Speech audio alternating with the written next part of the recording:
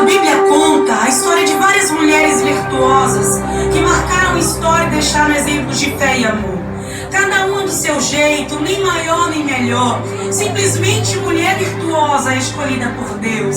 Ana, Sara, Débora, Ruth, Esther, Maria, Priscila, Dorcas e muitas anônimas que trabalharam no reino do Senhor. E hoje não é diferente em nosso meio. Temos muitas mulheres dedicadas que oram e buscam a Deus. Mulheres valorosas. Mas onde está você, mulher virtuosa que veio a Deus honrar?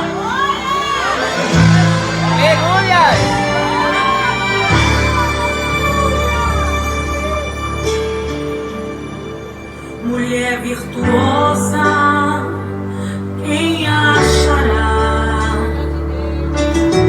Tem mulher valorosa aqui neste lugar. Quando ela dobra o joelho no chão pra orar, pra o céu manda glória e Deus manda vitória. É glória subindo, é bênção chegando, é fogo caindo, mulher se alegrando. O Espírito Santo hoje vai batizar em poder unção aqui neste lugar. Mulheres que oram de noite e de dia, em suas palavras tem que vigiar. Não deixe inimigo roubar sua fé naquilo que Deus tem pra lhes entregar. Mulheres que oram e expulsam o mal, tem que ter visão espiritual. Somos mulheres escolhidas, ungidas, cantando no lindo coral. Glória, glória, glória, glória, glória, glória. Mulher que vigia e que ora.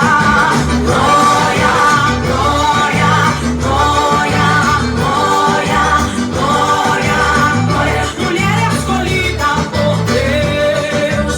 Glória, glória, glória, glória, glória, glória. Receba a vitória que Deus promete.